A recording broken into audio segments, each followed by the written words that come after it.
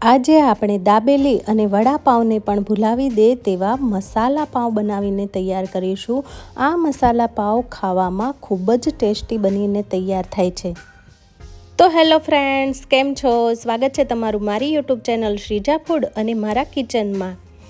તો ફ્રેન્ડ્સ, વિડીયોને શરૂ કરતાં પહેલાં જો હજુ સુધી તમે મારી ચેનલને સબસ્ક્રાઈબ નથી કરી અને મારી ચેનલ પર પહેલી વાર આવ્યા છો તો મારી ચેનલને જરૂરથી સબસ્ક્રાઈબ કરી લેજો અને મારા વિડીયોને ફેમિલી ફ્રેન્ડ્સમાં શેર કરવાનું ભૂલતા નહીં। તો મસાલા પાવ બનાવવા માટે એક કઢાઈમાં 2 થી 3 ચમચી જેટલું તેલ ઉમેરીશું। તેને ગરમ કરવા માટે રાખી દઈશું। ગરમ થઈ જાય એટલે તેમાં અડધી નાની ચમચી જેટલું આખું જીરું ઉમેરી દઈશું। તેને ચટકવા દઈશું। જીરું ચટકી જાય એટલે હવે આપણે તેમાં 4 થી 5 કળીઓ લસણની ઝીણી ઝીણી સમારીને ઉમેરી દઈશું।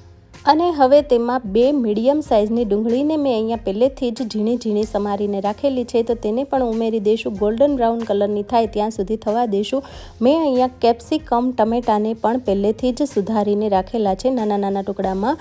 તો હવે ડુંગળી થોડી સતળાઈ જાય એટલે હવે આપણે તેમાં એક મોટી સાઇઝનું કેપ્સિકમ પણ ઝીણું ઝીણું સમારીને ઉમેરી દઈશું અને તેને પણ 1 મિનિટ જેવું સતળાવા દઈશું। 1 મિનિટ જેવું સતળાઈ જાય એટલે હવે મેં અહીંયા 2 મીડિયમ સાઇઝના ટામેટાને પહેલેથી જ ઝીણા ઝીણા સુધારીને રાખેલા હતા તો તેને પણ આપણે ઉમેરી દઈશું અને તેને પણ હલાવીને સરસ રીતે મિક્સ કરી લઈશું।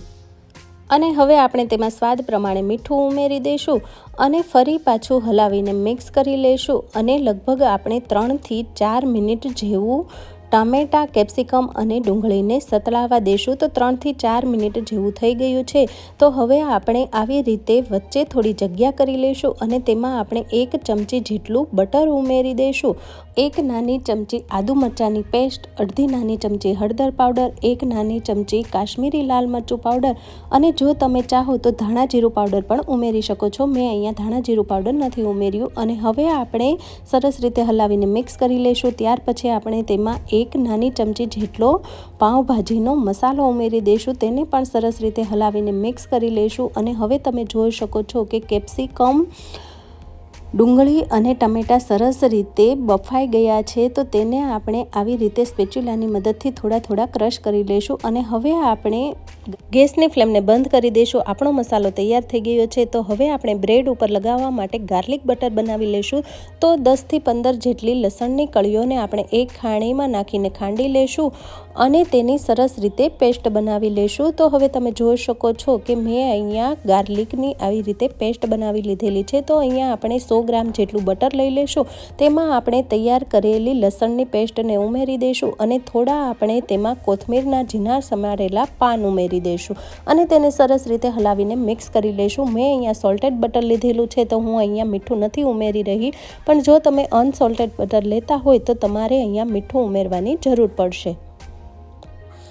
આ મસાલો અને બટરના માપથી તમે 9 જેટલા મસાલા પાવ બનાવીને તૈયાર કરી શકો છો। તો હવે આપણું ગાર્લિક બટર બનીને તૈયાર થઈ ગયું છે તો હવે આપણે બ્રેડ લઈ લઈશું। આ બ્રેડ મેં ઘરે જ બનાવેલી છે।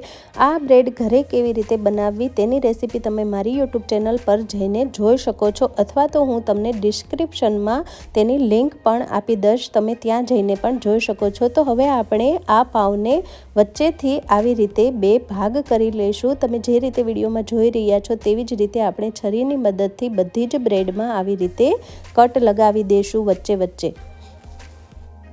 બ્રેડમાં કટ લગાવાઈ જાય એટલે હવે આપણે એક બેકિંગ ટ્રેમાં બટર પેપર પાથરીને તેના ઉપર આપણે બ્રેડનું જે નીચેનું પડ છે તેને પાથરી દઈશું અને તેમાં આપણે જે ગાર્લિક બટર બનાવીને તૈયાર કરેલું છે તેને આપણે બધા જ બ્રેડ ઉપર આવી રીતે લગાવી દઈશું।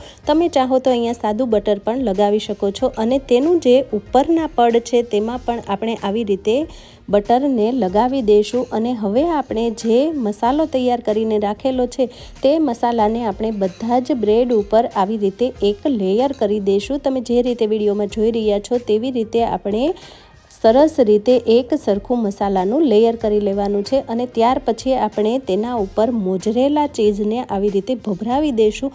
જો તમે ચાહો તો અહીંયા પ્રોસેસ ચીઝનો પણ યુઝ કરી શકો છો।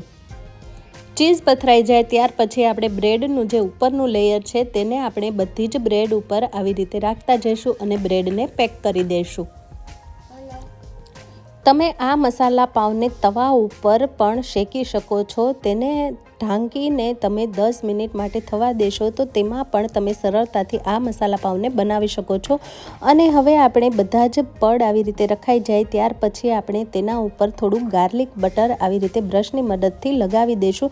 અને હવે મેં પહેલેથી જ ઓવનને 10 મિનિટ માટે પ્રીહીટ કરી લીધેલું હતું, તો પ્રીહીટ કરેલા ઓવનમાં આપણે ઓવનની ટ્રેને રાખી દઈશું અને તેને 180 ડિગ્રી ઉપર લગભગ 7 થી 8 મિનિટ માટે થવા દઈશું। તો 7 થી 8 મિનિટ પછી તમે જોઈ શકો છો કે આપણા બ્રેડ એકદમ સરસ રીતે બેક થઈ ગયા છે, તો તેને આપણે બહાર કાઢી લઈશું। તો તમે જોઈ શકો છો કે એકદમ તેમાં ચીઝ મેલ્ટ થઈ ગયું છે અને સરસ રીતે આપણા મસાલા પાઉં બેક થઈને તૈયાર થઈ ગયા છે। તમે આવી રીતે આ મસાલા પાવને સરળતાથી ઘરે બનાવીને તૈયાર કરી શકો છો। તો તમે જોઈ શકો છો કે અંદર સરસ રીતે બેક થઈ ગયા છે અને આ મસાલા પાવને જોતાં જ મોઢામાં પાણી આવી જાય અને ખાવાનું મન થઈ જાય તેવા આપણા મસાલા પાઉં બનીને તૈયાર થઈ ગયા છે। તો ફ્રેન્ડ, તમે પણ આ મસાલા પાવને ઘરે જરૂરથી ટ્રાય કરજો અને જો તમને મારો વિડીયો ગમ્યો હોય તો વિડીયોને ફેમિલી ફ્રેન્ડ્સમાં શેર કરવાનું ભૂલતા નહીં। તો ફ્રેન્ડ્સ, ફરી મળીએ નવી રેસીપી સાથે, તો ત્યાં સુધી આવજો। Bye, thanks for watching.